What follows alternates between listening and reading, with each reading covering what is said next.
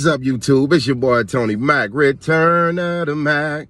What's happening, man? Y'all see me this morning. I'm trying to grow out my beard. Thought I was gonna look real sexy, but instead I look like fat Vince Carter. And that's what people keep calling me. You look like Vince Carter without all the athleticism. It's like, all right, that's cool though. I'm gonna get on my slim fast. I'm gonna get on and start eating my broccoli and stuff. And y'all gonna stop making fat jokes about me. It's all good. But anyway, man, since we talking about the NBA basketball, what did y'all think about the drafts, man? Did y'all team get the person y'all like? Y'all think y'all made a good one? You know what I'm saying? Victor Wembanyama, what y'all think? He gonna be the next LeBron James? Y'all know I do not know how to pronounce that kid name, so I'm not even gonna try to attempt to do it. It took me 6 years to pronounce Giannis Antetokounmpo name correctly, so I'm not. Look, I understand that the NBA is coming more foreign. But when they come to America, we need to translate their names into names that I can pronounce. You need to translate that to names I can pronounce. The kid name now, Victor Wembanyama. That's your name now, nigga. Victor Wembanyama is your new name, man. How y'all doing, YouTube, man? And before we get into the discussion about the NBA draft, let me say to y'all, thank y'all. Thank y'all very much. Everybody that's been riding with the channel, liking, subscribing, sharing, viewing it, criticizing, giving me love, telling me I'm funny, telling me I'm trash, all of it. Thank you. Thank you, thank you. I'm a small YouTuber. Y'all know the only way we grow is if y'all let them know. And how y'all do that is continuing to like, share, and subscribe to the channel if you like what I'm talking about. Anyway, man, let's get back into it. Now, Victor Wembanyama, I was about to say Wembanyama, but Victor Wembanyama, they saying this kid gonna be the next. He's like the biggest cat to come into the draft since LeBron James. Now, I done talked about that already, man, but you know, I wasn't for me. I'm like Shaq. I wasn't familiar with his game. But I saw some highlights and had some discussions with some real hoopers, i.e. my boy Tubbs. And he said, this kid the truth, man. This kid is the truth. I was worried because I'm like, man, most of these cats that, like I said, 7'4" and up, it's a waste of money, time, and energy, man. I'm just keeping it real with you. You ain't never shown me a 7'4" above player that showed you that they were all-star worthy or at least worthy of putting your team behind them. And my thing, if you drafted somebody with your very first pick in the NBA especially, that means you feel like you could put your team behind them. That's all I'm saying, you feel me? But they say this kid the truth, man. He's 7'6", but he don't move slinky. He ain't moving like Sean Bradley. He can hoop. He ain't out there just putting his hands up like Rudy Gobert. They said this kid is like, this is the super Kevin Durant right here, but he can't shoot yet. But that form online, you know what I'm saying? But anyway, now we talking about Victor Wembanyama. I got to talk about how Portland drafted a point guard. And what does that mean for Damian Lillard?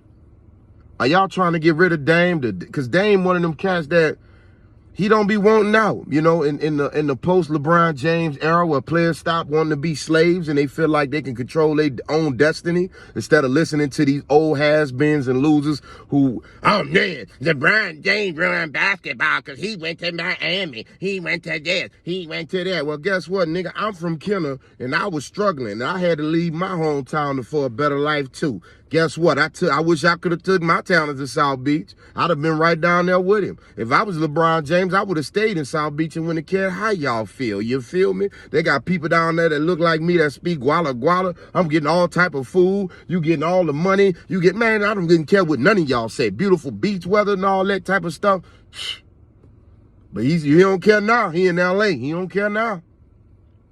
Speaking of LeBron, rumor has it that he want Anthony Davis out of L.A.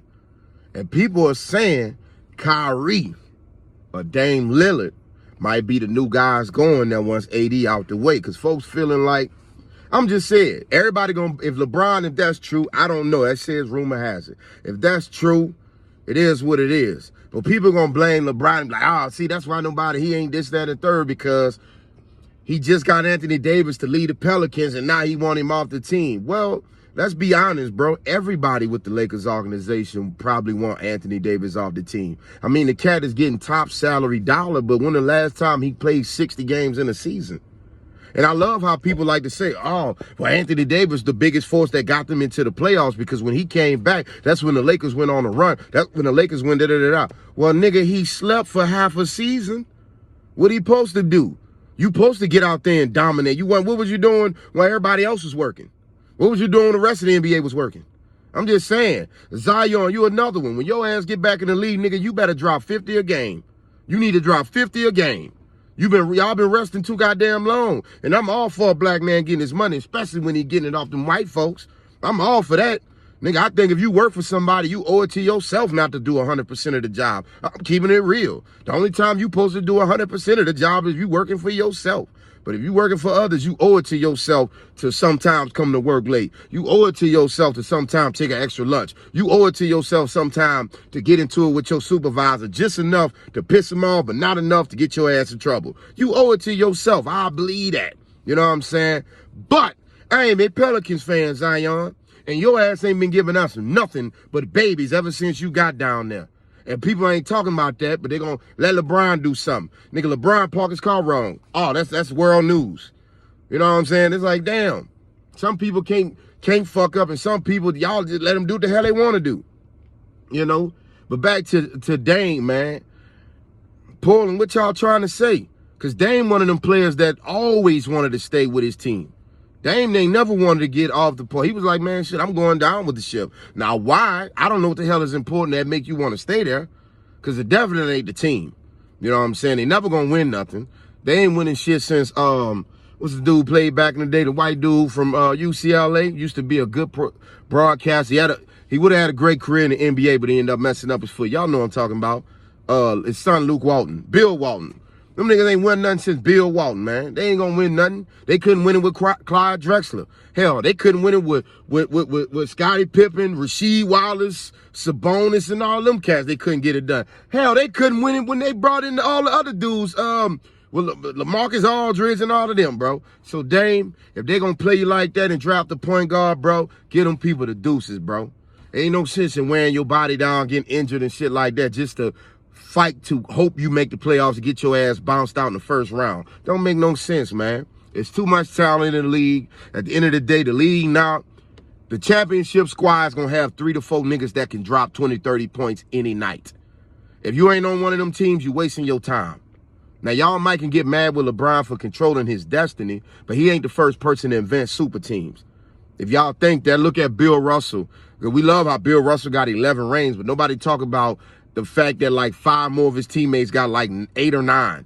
They even had a bench player that made the All-Star game.